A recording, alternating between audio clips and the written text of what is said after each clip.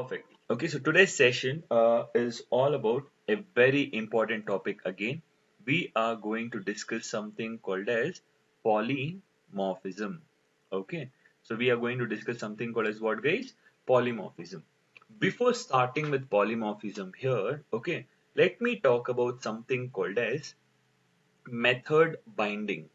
Okay, so there is a process called as method binding. Okay, today's topic, trust me, we are already done with it, but you wouldn't be aware of it. Okay, this was only called as method binding, this was only called as polymorphism. You wouldn't be aware of it, but we are done with the session. Okay, so I'll tell you what is method binding here. Okay, guys, see here, if the if there are m1 method, okay, this is one way. Second, m2 method, okay, and there is m3 method. So there are how many methods here into my Java program? So there are three methods over here, M1, M2, M3. Okay. So it has certain implementation as well. Okay. It has certain implementation as well. So now, okay. Now if I tell M1 off, okay. What do you understand? This is nothing but the caller. Okay. Calling. Okay. Invoker. Okay. He's trying to call the method. When I tell M1 off, which method implementation should get executed? Is it M1 method implementation, M2 method, or M3 method? It's common sense, no? If I try to call M1 method, M1 method's implementation should get executed. Correct? So now when I tell M3 method, okay, which method implementation should get executed? It's common sense that M3 method's implementation should get executed. Again, when I tell M2 method, okay, there's no method. Why? Because it's accepting an integer argument. So I'll pass it as M2 of 10. When I tell M2 of 10, it means this method implementation only should get executed. So this is called as method binding. What is method binding? Associating. Okay, associating, or we might also use the term called as mapping. Okay, associating or mapping the method caller to its respective method implementation is called as method binding. If I tell M1, M1 method implementation should get executed. M2, M2 method implementation should get executed. M3, M3 method implementation should get executed. So associating or mapping the method caller with its respective method implementation is called as method binding. Long back, in our school days here, we had something called as match the following. Correct. We had a concept called as what? Match the following. Right. So now, what do you understand over here? So there is 1, 2, 3, imagine. And the respective data is, okay, 20, 30, and 10. So now, what did you understand here? If it is 1, so the control will go over here. If it is 2, the control will go over here. If it is 3, the control will go over here. You know what is match the following now? Okay. Similarly, we are matching or mapping or associating the caller to its respective implementation. So this is called as method binding here. If I tell M1, M1 method implementation should get executed. M2, M2 method implementation should get executed. M3, M3 method implementation should get executed. We are matching. Okay, which method? When I try to call M1, M1 should get executed. M2, M2 should get executed. M3, M3 should get executed. So this process is called as method binding. Got it? It's a simple part. Okay.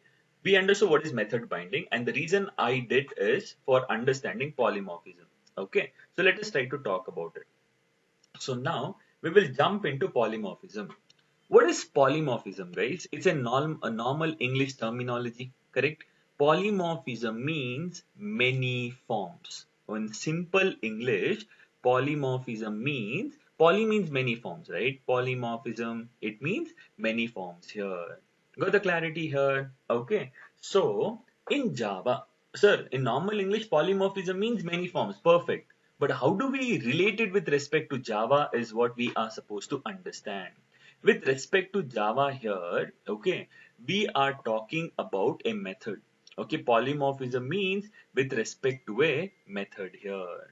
Okay, Sir, how do we understand that, sir? Okay, I will tell you in a beautiful manner. Okay, see here. Polymorphism means the ability, the ability of a method to behave differently when different objects are acting upon it. A single method only, but it is behaving differently when different objects are acting upon it. You will understand this again at the last, since I'm done with polymorphism entirely. So what is a polymorphism? The ability of a specific method to behave differently, to exhibit different forms when different objects are acting upon it. When different objects are acting upon it. This is called as polymorphism. In simple words, okay, see, imagine you have a method called as work method. Okay, you have a method called as work method. So the ability, okay, the ability of the work method to behave differently when different objects are acting upon it. Meaning, if a developer is working on it, his work is different. Tester is working upon it, he's different. If an HR is working, his work is different. A single method called as work, the ability of the work method to behave differently when different objects are acting upon it. If a developer is working, if a software developer is working, his work is different. If a software tester is working, test engineer, his work is different. If a HR is working, his work is different. So the ability of a method to behave differently is called as polymorphism. We can relate it with respect to real time as well, guys. Okay, real time you relate it, we will get it. Okay, for example, see here. You're in the first floor. Okay, you're in the first floor over here. And if you want to go to the fifth floor here, okay, if you want to go to the fifth floor here, what are the different ways here? Sir, I can make use of a staircase, sir. I am in first floor. If I want to go to the fifth floor, that is my aim. From first floor, I have to reach the fifth floor. But there are multiple ways for reaching it. What is it? I can make use of the staircase. I can make use of a lift, or else I can make use of an elevator. So meaning my goal is to reach from first floor to fifth floor. But there are different ways for reaching it. Multiple forms, polymorphism. Okay. Now imagine you are shopping. Okay. Online shopping. Okay. Online shopping. You can make use of any application. Flipkart, Amazon, Myntra, Jio, you name it, we have 1,000 applications for it. Okay. Any application. So you purchase a product. Okay. You're doing online shopping. You purchase a product. Now at the end of the at the end of the process here, you need to pay the amount, correct? So in order to pay the amount, you can make use of multiple ways here. You can make use of Paytm, you can make use of Phone Pay, you can make use of Google Pay, you can make use of Amazon Pay, blah blah blah, Airtel Money, blah blah blah, anything you wish to. You can make use of net banking, you can make use of cash on delivery, you can make use of credit card, you can make use of debit card.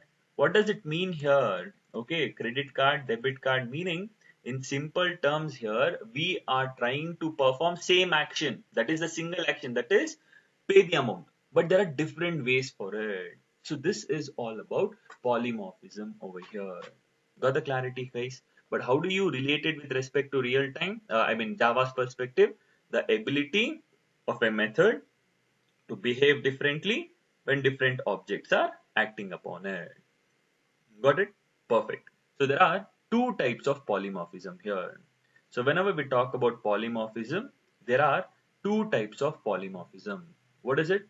First one is called as compile time polymorphism. And the second one is called as a runtime polymorphism. So there are two types of polymorphism, guys. What is it?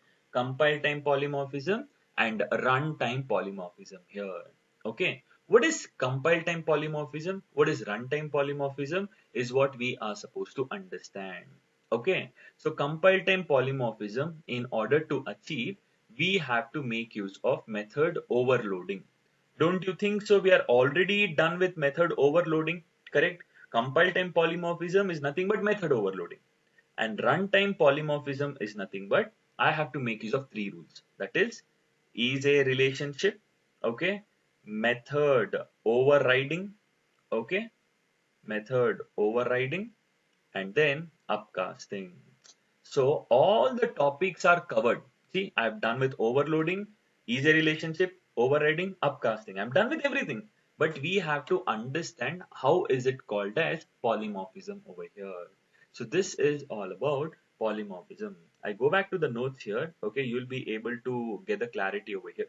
What is method binding, guys? The first topic we did today is nothing but method binding. What is method binding? Associating or mapping the method college to its respective method implementation or definition is called as method binding. If I tell M1, M1's method implementation should get executed. M2, M2 method implementation should get executed. So we are trying to map it. Okay, we are trying to match it or map it. That process is called as method binding here. Okay, and polymorphism. We jumped into the topic called as polymorphism. What is polymorphism? Polymorphism means many forms. Okay, in simple English, it means many forms. But how do we understand polymorphism with respect to Java? See, the ability of a method to behave differently when different objects are acting upon it. A single method only, but it is showcasing different functionalities when different objects are acting upon it. Okay, so in other words, the ability of a method to exhibit different forms when different objects are working on it or acting upon it. Okay, so what are the two types of polymorphism we have? Compile time and runtime. How do we achieve compile time? It's method overloading. Runtime is a relationship, overriding, upcasting. So we need to understand what is method overloading. And I am done with method overloading long back for you all. Okay, I'm done with method overloading long back. Okay, it's not a new process which you'll be understanding it today. Okay, method overloading is done long back. But let us try to understand what is method overloading. Okay, so before that, let me create a new Java project. Okay, new Java project, and the Java project name I can give whatever I want. So I'll just give it as polymorphism. Okay, I created a Java project and that Java project name is polymorphism, and then let me create a package. src is the root folder. Under src, let me create a package. Control N. Under src, shortcut key Control N, and I will create a package, and the package name is, I'll just give it as compile time. What is the package name I'm trying to give? The package name is compile time. Okay, and I tell finish. So what happened here? We created a project, we created a package, and we are supposed to create a class. Okay, right click. Okay, now let me create a new class here. So there's no, see, right click, new. You have to search for something called as new. If there is no new option here, oh, I'm so sorry. Okay, right click on compile time, the package, click on new, and here if you can find an option called as class, it's fine, or else click on other, that is nothing but Control N. Here search for class. Okay, and the class name is, you can give anything, I just give it as Mintra. Okay, what is the class name here? The class name is Mintra. You know what is Mintra, right? It's an e-commerce application. Okay, so online shopping application. So here it's a very simple example over here. Package compile time, meaning it's a folder. Okay, there is a folder which I have created, and that folder name is compile time. And class is a blueprint of an object, and public is the access specifier, and Mintra.java is a class present in compile time. Compile time. Package. So now, what is method overloading? See here, I will have a method called as purchase. I will have a method called as purchase, open parenthesis close, open curly braces close. And I'll also have one more method with the same name, purchase, open parenthesis close, open curly braces close. And why is it giving an error? Sir, return type, sir, who will write? Okay, I should only write now. So I'll write the return type as well. Okay, so now here, what is method overloading or what is compile time polymorphism? I'll explain. Okay, see here, in a class, what is method overloading? In a class, having multiple methods with the same name, meaning the process of having n number of methods, multiple methods with the same name, but there should be a change in the arguments here. When I tell change in the arguments here, it means there should be a change in the number of arguments or data type of the arguments or the sequence. So there were three rules, no? I hope you all remember it. Okay, there should be a change in the number of arguments, or data type of the arguments, or the sequence of the arguments, meaning there should be change with respect to the parameters or arguments. Simple. Okay, but here, sir, the number of arguments are same, no arguments at all. Therefore here it will accept the string and it will take a variable called as product name. What is the product you want to purchase? So now there is a change in the number of argument. See, int string product name, it is accepting one argument, but here it is not accepting any arguments. Here I will take string product, okay, product name. Okay, it gives an error. Why? Sir, same number of arguments. If the number of arguments are same, there should be change in the data type here. So in here I will tell it as int cost here. So will it work here? Absolutely. Why? Sir, there is a change in the number of arguments. See, one argument, but here it is two arguments here. So therefore there was a change in the number of arguments. Okay. Now similarly I'll have the same method. Okay, purchase method only. But now what I'll do, okay, so here I'll just write it as one argument over here. So it will give an error. Why? First, second method are giving an error. Why? Because, sir, the number of arguments are same. What if I change the variable name? It doesn't matter. All matters is the data type. You could look at the bottom of the screen. It's telling duplicate method purchase string in type Mintra. Okay. So here I'll just write it as int product ID. So what did you understand over here? Sir, the number of arguments might be same. One argument, but there was a change in the data type here. Here it is taking string, but here it is taking int. But first method, second, and the third method, see, there is a change in the number of arguments. Here one argument, but here it is taking two arguments. Got it? So this is what we are supposed to understand.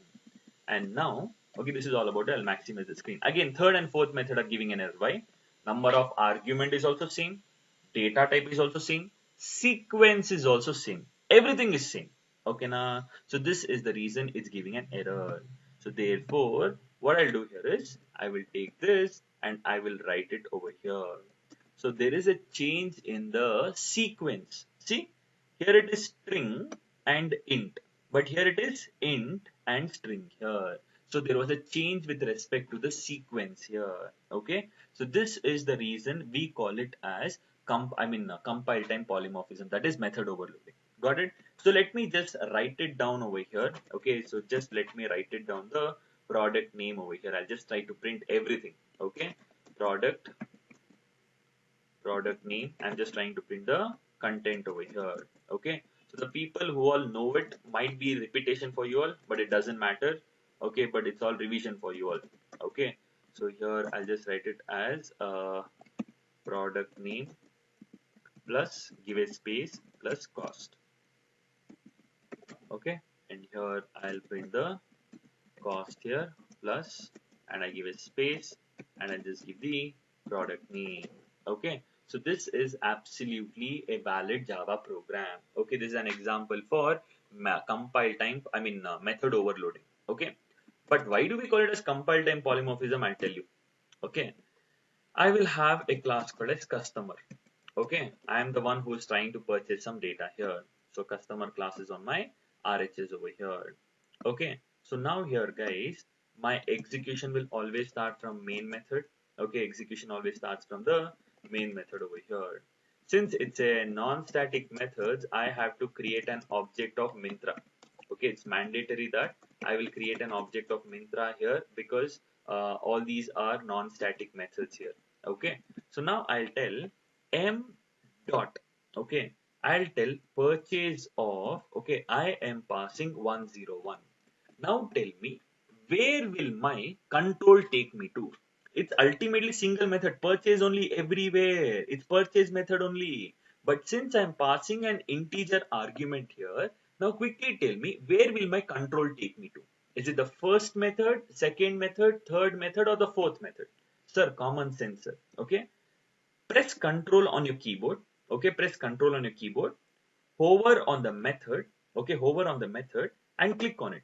Once you click on it, the control is going to the second method over here. Since it is accepting an integer argument, okay, I'm passing 101.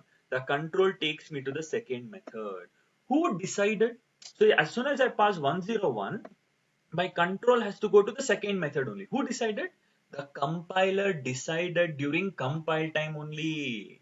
The decision of, see, out of so many overloaded methods, the second method only should get executed. Who took the decision? The compiler took the decision during compile time. That's the reason here we call it as compile time polymorphism. Understood?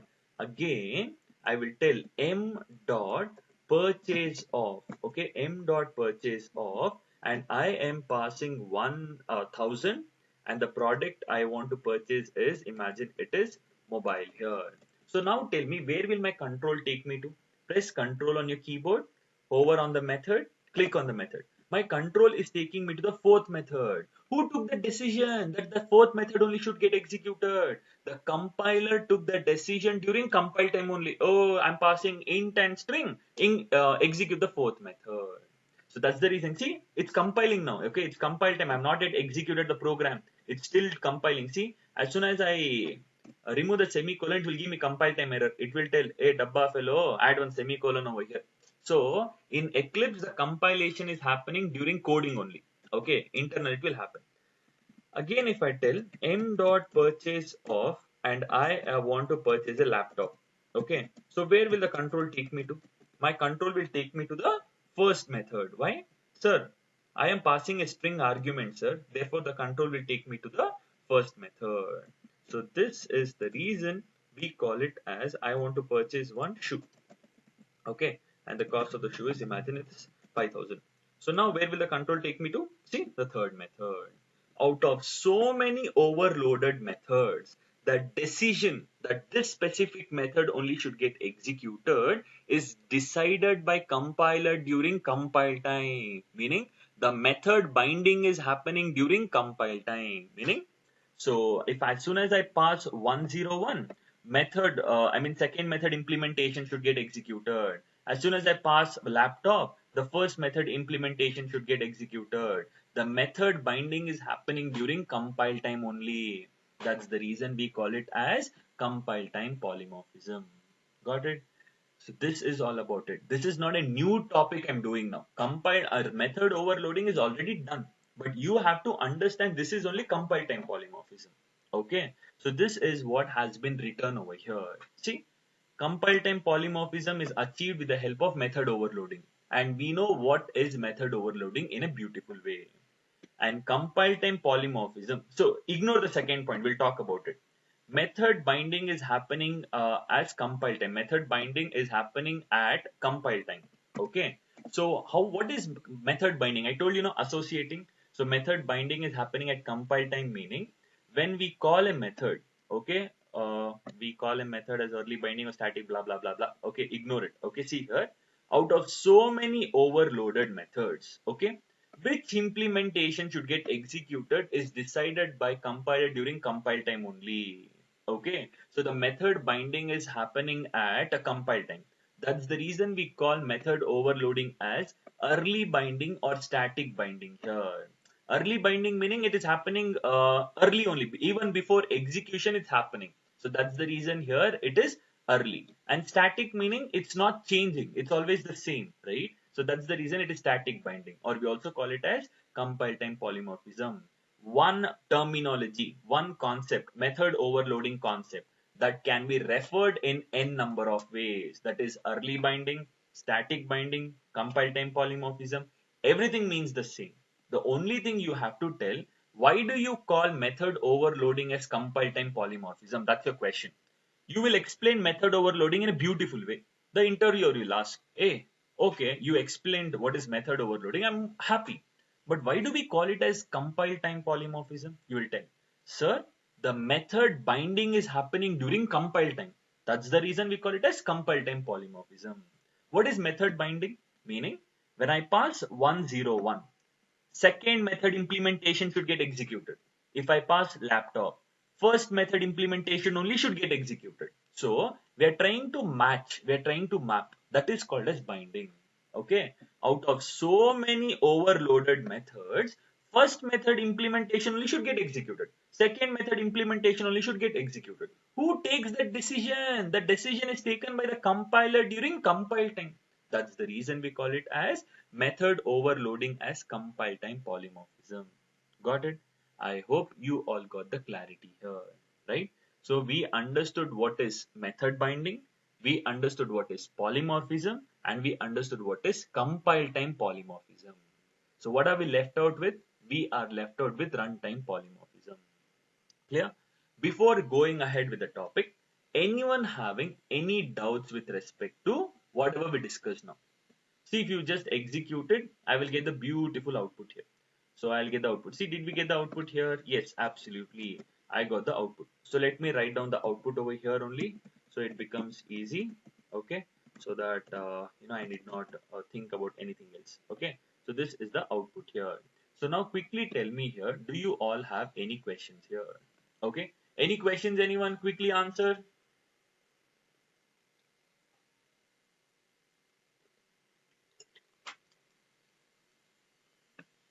Very good. Cool. Okay. Great, guys. Good. Okay. So this is a very, very simple topic, but we are just supposed to understand the flow. Okay. So the next topic is really important. Okay. I want everyone to concentrate now. Okay. So now, first of all, we have to understand what is runtime polymorphism.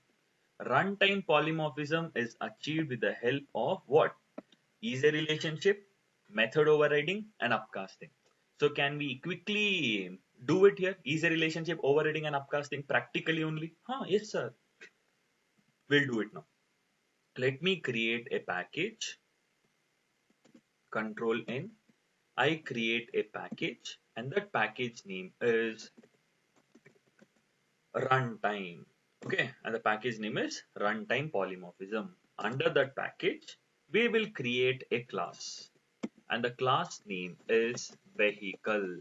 Okay, so I'll take this example only, vehicle class only. Okay, under vehicle class, I will have one method. Okay, control M will maximize the screen.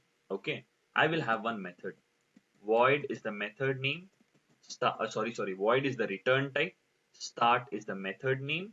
Open parenthesis close, and the implementation I will just give it as, okay, vehicle started.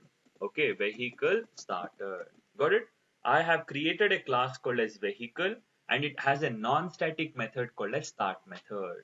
Okay. Now here I'll create one more class called as car.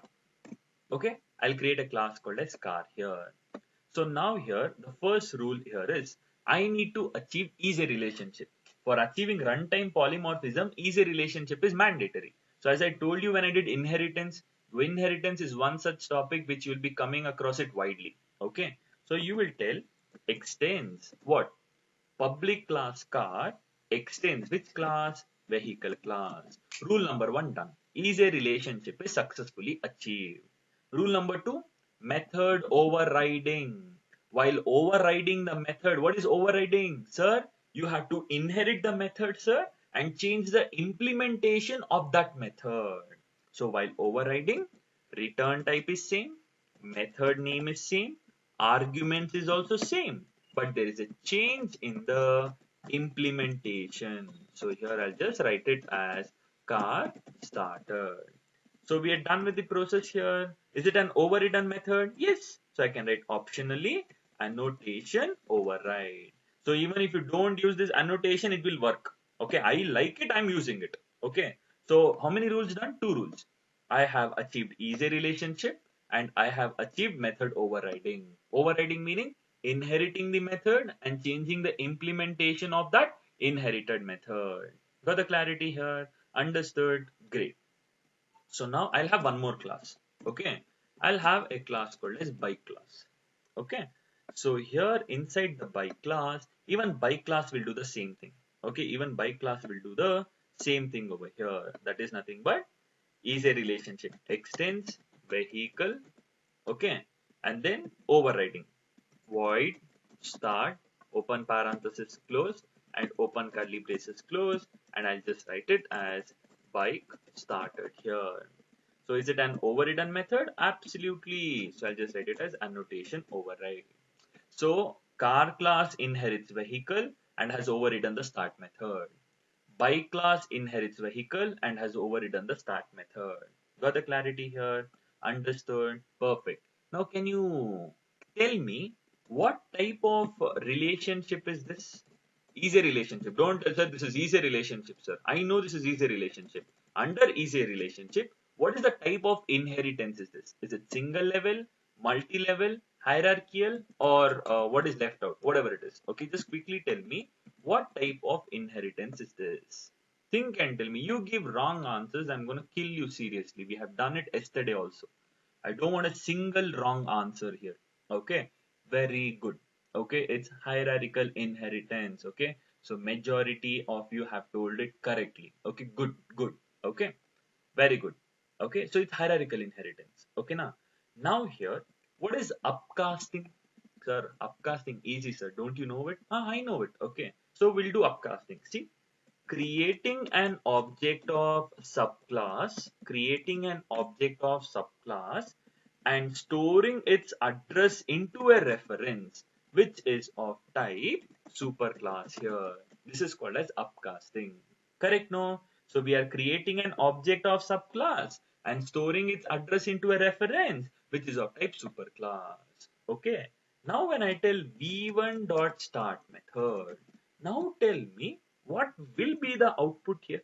What will be the output here? Yeah, now you should tell me. No, what will be the output here? Think and tell me. I'll tell you. I'll give you one hint. The output is vehicle started or car started or bike started. You can just tell me VS for vehicle started, CS for car started, BS for bike started. Out of these three, there's only one answer. Tell me what should be the output.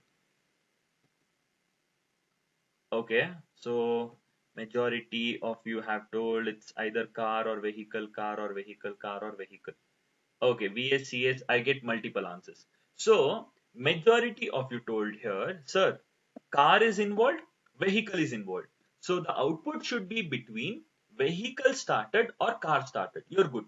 Bike is excluded. Why? Because we have not at all used bike anyway. So, bike is excluded over here. So, the output should be between car started or vehicle started, right? For your surprise over here, okay? For your surprise over here, let me execute it first. Okay, let me execute it first. You see the output here. What is the output we got here? So we got the output as car started. Correct? We got the output as what? Car started. Why did we get it as car started? Okay, I will tell you in a beautiful manner. Okay, we got the output as what? Car started, right? So start method is an overridden method. Do you all agree? Yes, sir. Start method is an overridden method. I agree. So, when you call an overridden method on the superclass reference, okay, it doesn't matter. Always overridden implementation only will get executed. So, you have to fix one thing in your mind. That is, whenever you call an overridden method, okay, it doesn't matter if it's the superclass reference, meaning the upcasted reference or the subclass reference. Always the overridden implementation only will get executed. Got the clarity? If a method has been overridden, it doesn't matter if it's the upcasted reference or the subclass reference, always the overridden implementation only will get executed. But now there are two overridden methods. In car class also it's overridden, in bike class also it's overridden. But which overridden implementation will get executed? It is dependent on the subclass acting upon it. So the car object is happening, no car object, subclass object. So the car started will get executed. So clearly listen, okay? When you call an overridden method on the upcasted reference, on the superclass reference, the method implementation which gets executed is decided by the subclass acting upon it. What is the subclass acting upon it? Car. Therefore, the output will be car started. So when I execute, I will get the output as car started. See, I will get the output as car started.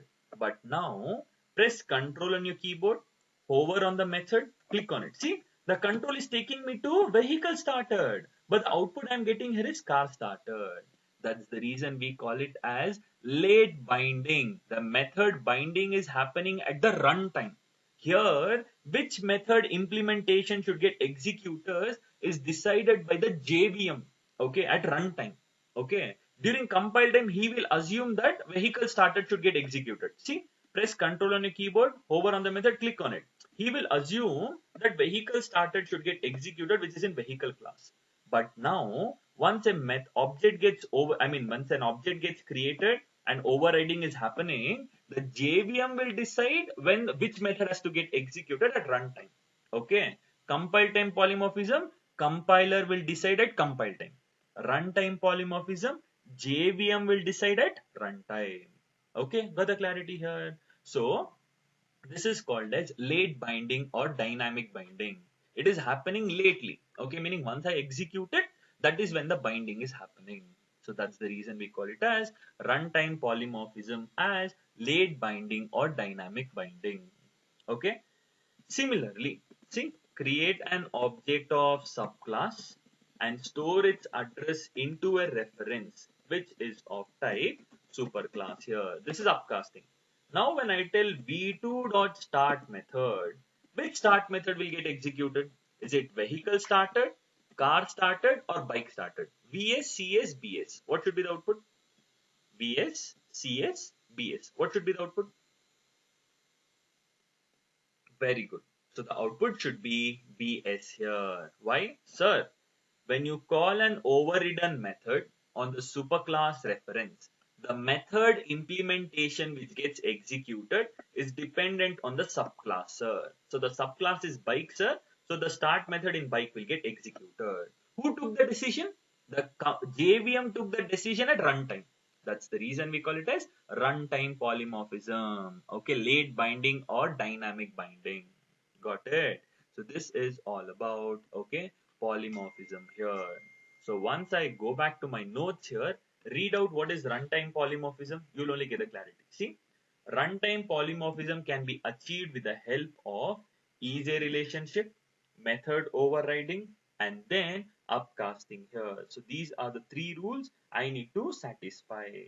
Okay, got the clarity? So now here, okay, see here, read out the note first. Read out the note first. When you call an overridden method, okay, when you call an overridden method on the superclass reference, always the overridden method only gets executed.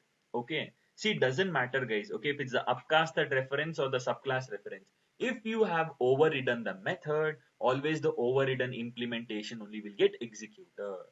Got the clarity here? So that is what I told. When you call an overridden method on the superclass reference, okay, the method which gets executed is dependent on the subclass acting upon it. So, out of so many overridden method, which implementation should get executed is decided by the JVM at runtime. That's the reason we call it as runtime polymorphism. Again, we have different names they have given. Late binding, dynamic method dispatch, okay? Everything means the same, okay? But different terminologies to refer to the same concept. Got the clarity? Understood over here? See, this is only called as polymorphism in simple terms. Okay. So what did we do here? See, we had a method called as start method. We had a method called as start method. Okay. The ability of the start method to behave differently when different objects are acting upon it. When the bike object is acting upon it, bike started. If the car object is acting upon it, car started. A single method only start. The ability of the start method to exhibit different forms when different objects are acting upon it. So just remember this point. That's more than sufficient. Okay. So this is all about, okay, compile time polymorphism, runtime polymorphism, and the binding what we are supposed to understand. Clear everyone here? Okay. I shall be giving one more example for it here. We will talk about one more example because I want you all to understand in a beautiful manner. Okay. So now you need to apply a bit of common sense now. Okay, because I'm just going to make it tricky for you all. Okay, because I want you to understand that flow as well. Okay. So I'm gonna make you a little bit of tricky part. Okay, but I hope you'll all understand and you'll all respond properly. Okay. I have a class called as employee. Okay, I have a class called as employee and this guy will have a method. Void is the return type, work is the method name, and the implementation, I'll just write it as employee is working. That's it. Okay, I'm not going to do anything else here. Okay, I'll just write it as employee is working. Okay, got it now? So let me create one more Java program, and that is nothing but developer. Okay, so here I'll just write it as developer. What is the employee name, employee designation? He's a developer. Okay, so now what will the developer do here? So first rule, he has to achieve easy relationship, sir. Okay, easy relationship means extends employee. Okay, I hope you all got the clarity. Correct? Developer extends employee and he has to override the method. For overriding, what am I supposed to do? Same return type, same method name, same number of arguments, but there should be a change in the implementation. So here, what is the job of developer here? Okay, design, okay, design and develop, okay, develop applications here. Design and develop applications. That's it. Okay, the job of a developer is to design and develop an application here. So since this is an overridden method, I can optionally write it as annotation override. Got it? Easy relationship overriding. Oh, beautiful. Okay. So now I'll have one more class. That is tester class. Control N. Okay, control and tester. Oh, I'm so sorry, tester. I'll just rename it, hover on it, rename to tester.java. Very good, perfect. So easy relationship. Extends employee, right? Tester extends employee, okay, and overriding void work method. What will be the implementation of the work method? Tester design test case, design test case, and test an application. Design test case and test an application. Okay, I'm just writing it. Okay, he will design the test case first. Okay, after designing the test case, he will test an application. Okay, for the clarity, so this is an overridden method. So I'll write annotation override. Okay, we're done with this entire process. So we have two classes over here. Okay, so this is all about the entire process over here. So now we will have our main class over here. Okay, so wherein the execution will begin from. So I'll have my runner class. Runner class is wherein I'm going to execute it. Okay, so now in the runner class here, okay, so there are three ways which I'll be doing it over here. Okay, there are three ways I'll be doing it over here. So I'll have my main method wherein the execution will always begin from. So here what I had to do here. So first of all, I had to upcast it, creating an object of subclass, okay, and storing its address into a reference here, which is of type superclass here. So this is called as upcasting. See, superclass reference, subclass object. Correct? No? E1 dot work method. Oh, so I'm so sorry, not wait method. It's work method. E1 dot work method.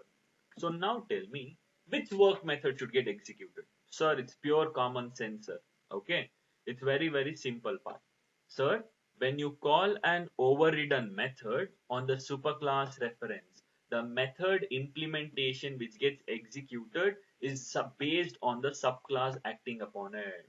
So the work method, okay, is overridden in developer class and the developer object is acting upon it. So obviously the work method in developer class will get executed wherein the output will be design and develop applications here. Did I get the output here? Yes. Similarly, I will create upcasted. See, new tester object I created and I will store it into a reference E2 which is of type, okay, employee. Superclass reference subclass object.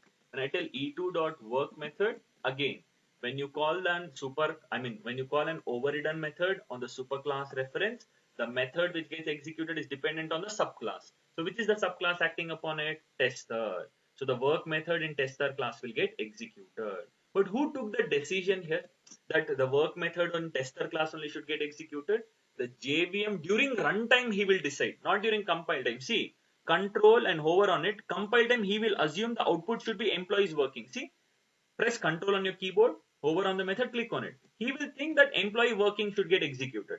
But at the runtime, when say method gets overridden and stuff, right? Okay. So when now he will decide that, okay, JVM will decide at runtime which method should get executed. That's the reason we call method, runtime polymorphism as, okay, late binding or dynamic binding. It's happening late. Okay, not immediately, it's happening late here. So this is all about the entire process here. Imagine guys, once a method has been overridden, it doesn't matter if it's the superclass reference or the subclass reference, always overridden method will get executed. But which overridden method is decided by the JVM? How? Based on which subclass is acting upon it. Got the clarity? So which overridden method should get executed? So it's dependent on the subclass. Who decides it? JVM. So this is what we are supposed to understand here. Got it? Perfect guys. Okay, very good here. Okay, so we are done with one set of understanding, but I have to do it in different ways. Okay, so have patience level over here. I'll tell you here. What am I trying to do here? No, I will tell you here. See, this over here, I am making use of multiple references here. This can be avoided here. Okay, how can you avoid it over here? So you can avoid it by having employee EMP. I will declare it. EMP is of type employee, so he can store the employee object and the subclass objects here. So EMP equals to new. Okay, I can write it as developer over here, and I can tell EMP dot work method, not the wait method. EMP dot work method. Similarly, I can reinitialize. EMP equals to new tester of. Okay, and I can tell EMP dot work method over here. Okay, so this is how we can do it. We can reduce it. See, I'm making use of different references, no, two references here. So I'll declare it once, but create an object multiple times. Okay, based on different content here. So once when I execute it here, I should be able to get the output. See, design and develop applications, design and develop applications. Got it? So this is all about how we are supposed to understand the actual content here. Got it here? But it's all overriding. Got the clarity here? Understood? Perfect. Okay. So any confusions guys with respect to whatever we did in today's session here? We started the session with, wait guys, I'm not yet done. Okay, I have one more thing to explain. Okay, don't run away. As soon as I tell what did we discuss in today's session, you'll be like, oh sir, we're done with the session, sir. No, I'm not done. Wait for it. See, we started the session with something called as method binding. Method binding means when I try to call a method, which implementation should get executed. That is called as method binding. Associating the method caller to its respective method implementation. That is binding. Okay. Polymorphism we understood. The ability of a single method to exhibit different forms. Okay now. But what is different types of polymorphism we have? Okay. The different types of polymorphism are, okay, it's very simple. See, what is polymorphism guys? Simple. The ability of a method to behave differently when different objects are acting upon it. So polymorphism are of two types. What is it? Compile time polymorphism and runtime polymorphism. Okay. Compile time polymorphism can be achieved with the help of method overloading. Runtime polymorphism is a relationship, method overriding, and upcasting. Got the clarity here? Compile time polymorphism, compiler will decide which method to get executed. Runtime polymorphism, JVM will decide which method should get executed. During compile time, out of so many overloaded methods, which method implementation should get executed is decided by whom? By the compiler. In runtime, out of so many overridden methods, which overridden implementation should get executed is decided by JVM at runtime. Got it? Compile time polymorphism is called as static binding or early binding. Why? Because it is happening during compile time only. Static does not change. Early, it is happening during compile time only. But runtime polymorphism is called as dynamic binding or late binding. It is changing. If it is car is acting, the implementation is different. The bike is acting, the implementation is different. So it is called as dynamic binding. It keeps on changing. Late binding because it is happening at the runtime. Got it? So this is how beautifully you have to explain what is polymorphism and what is the difference, different types of polymorphism here. Got it? Understood? I hope I have done this entire data here. Okay, so there's one question. What is the output when superclass reference calls overridden method and reference is not upcasted? I didn't get your question. What if the output when superclass reference calls overridden method and the reference is not upcasted? Okay, I hope you're just creating a normal object. Okay, see here, I'll tell you. I hope I got your question. Okay, I'm not sure. Sir, what if I just create an object of employee, sir? Employee E equals to new employee of. Okay, so now, and when I tell e dot work method, what will be the output, sir? See, I am not upcasted. Okay, so doesn't matter. So now, since I have not upcasted, I'm just creating a normal object of employee. So here I create a normal object of employee wherein it is having the work method. So there is no easy relationship, nothing as of now. Why? Because only we are considering the employee class. That's it. See, is there any easy relationship here? No, nothing. So you have created an object of employee and you're calling the work method. Ashte. So your output will be employees working only. Okay. Your output will be employees working. Where the hell is this class here? Just a moment. I have to remove this. Yeah. Go back here. Your output will always be employees working. See, you got the output employees working. Why? Because there's no easy relationship overriding happening. But that is what I told. Once a method is overridden, if we call an overridden method on the upcasted reference, when I tell superclass reference, I mean to say it is the upcasted reference. This is an upcasted reference, no? That way. If you create a simple normal object here, normal implementation only will get executed. Why? Because overriding will happen only when I create an object of subclass. Okay. If I'm not created an object of subclass, how will the overriding happening? That way. Okay. So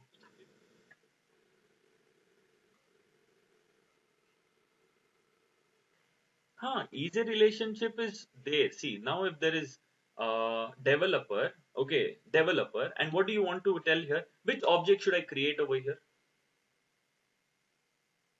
Whose object should I create here? See, you told easy relationship. Okay, so what are you trying to tell here? You just tell me what is the syntax here, I'll go ahead with that. You tell me what am I supposed to do here? Whose object should I create here? Superclass object, employee. After that, reference E I took. Then which object should I store here? Is it employee, developer, or tester? Employee only. No, it becomes like a normal object, Mahesh. Sorry. See, this is new employee. I am creating a simple object of employee.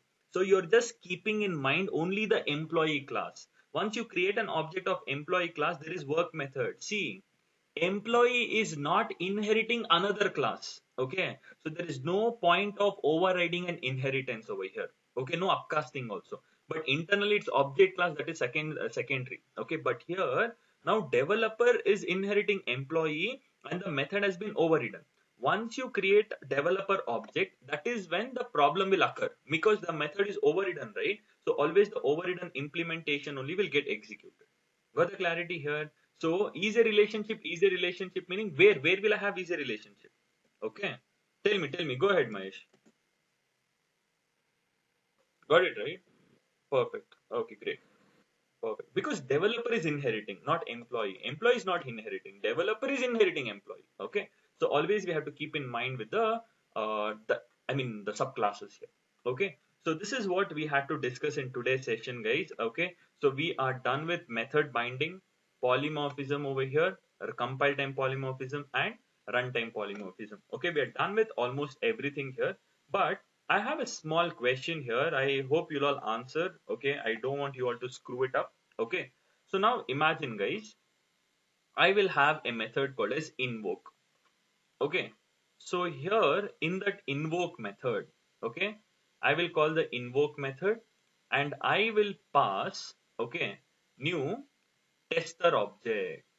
Okay, new tester object. So what should be the reference over here? So the reference should be obj and the type should be tester. Why? Obj is of type tester. It can allow only tester objects. Got it? Similarly, I will have a method called as invoke and I am passing new developer here. Okay.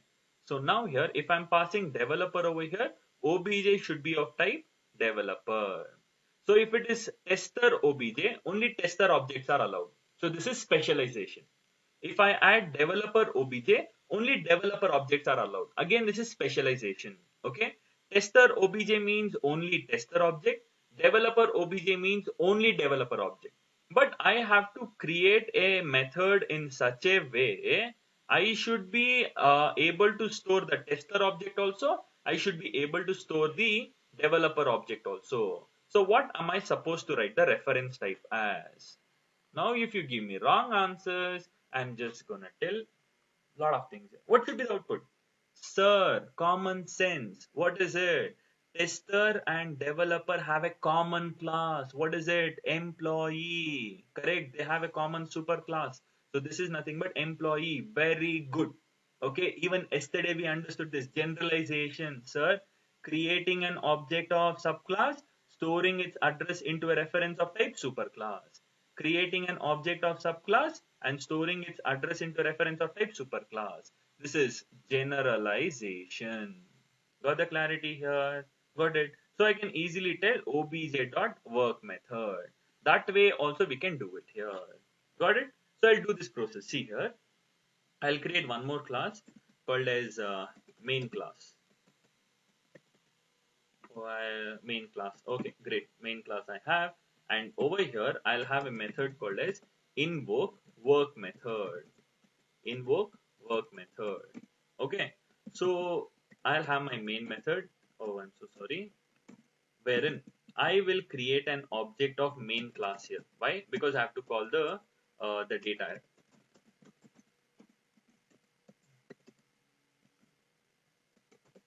Okay, so here I'll tell invoke work. See here. So what happened here?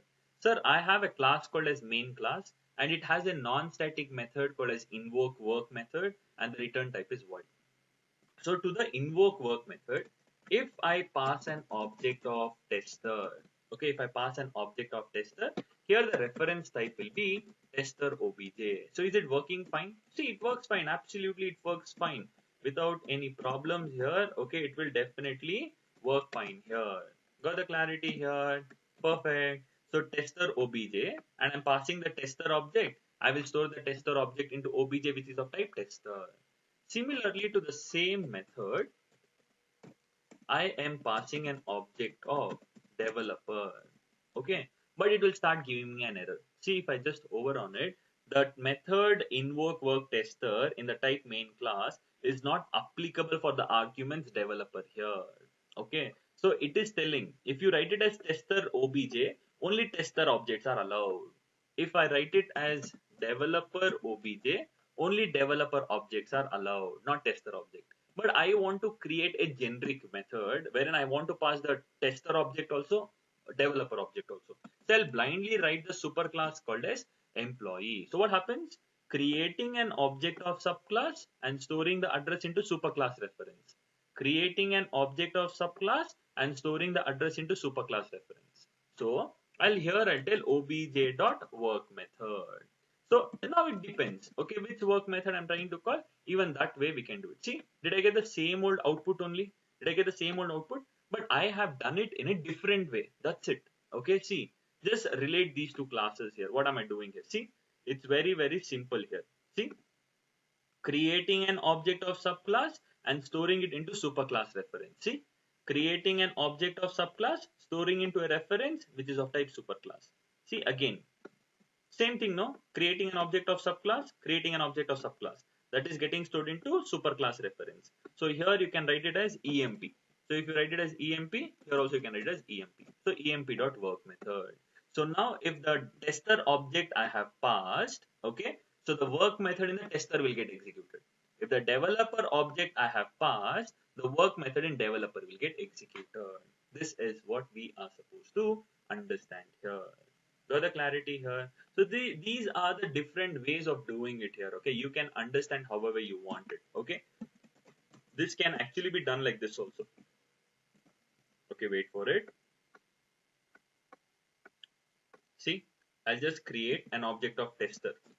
Tester t equals to new tester of. This is a normal object creation. So I will tell m dot invoke work method of t. Okay, and I have passed t. What is t? T is of type tester, and this is storing the tester object. So you are passing the tester object. So tester object gets stored into employee. So what will be the output? Tester is testing an application. Okay. If you create an object of developer, developer d equals new developer of, and m dot invoke work method of, you pass it as d here. Okay, if you make it a static method, no, if you make it a static method, you don't require objects and all. Okay, you don't require objects here. Okay, oh, what happened here? Just a moment.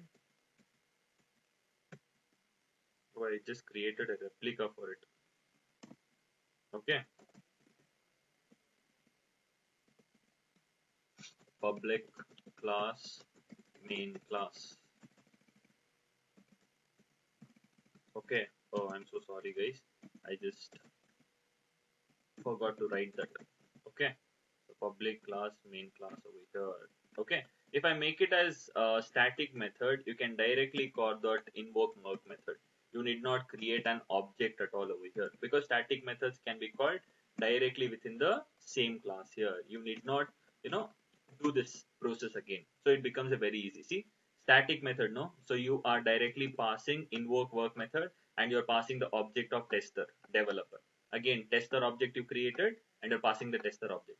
Developer object you created, you are passing the developer object. So it becomes easy in order to understand. So these are the different ways of understanding the content, but absolutely the same program, but I'm trying to do it in different ways here. So these are the different things which we are supposed to understand in today's session here. Okay, I hope you all got the clarity about this entire process here. Clear guys? So this is all about polymorphism here. Okay, so if at all you have any questions, you can let me know, or watch the video once again, so you'll be able to understand it in a beautiful way. Got the clarity here? Okay, so perfect guys. Okay, so one question here. Okay, so compile time polymorphism, a few questions. Okay, okay, so in an interview here, they'll ask one question. Okay, what is polymorphism? What will you tell? So in simple way, you will tell, sir, the ability of a method to behave differently when different objects are acting upon it. Perfect. What are the two types of polymorphism? Compile time polymorphism, runtime polymorphism. What are the other names for compile time polymorphism? Compile time polymorphism can be achieved with the help of method overloading. Okay, and it can be called as static binding or early binding. Okay, runtime polymorphism can be achieved with the help of easy relationship, overriding, and upcasting. And it can also be called as dynamic binding or late binding. Okay, why do we call method overloading as compile time polymorphism? The reason is because out of so many overloaded methods, which method implementation should get executed is decided by the compiler during compile time only. That's the reason we call it as compile time polymorphism. Runtime, out of so many overridden methods, which overridden methods implementation should get executed is decided by the JVM at runtime based on which subclass object. That's the reason we call it as runtime polymorphism. Got it? So go through this entirely, and if at all you have any doubts, you can let me know. Okay? Okay. So make sure guys, so we are done with probably inheritance, encapsulation, and polymorphism for the day. Okay. So we are left out with abstract, interface, abstraction, singleton, design pattern. So four more concepts, we would be done with OOPS. Okay. Object orientation, I mean object oriented programming will be done. All those principles I would have covered. Okay.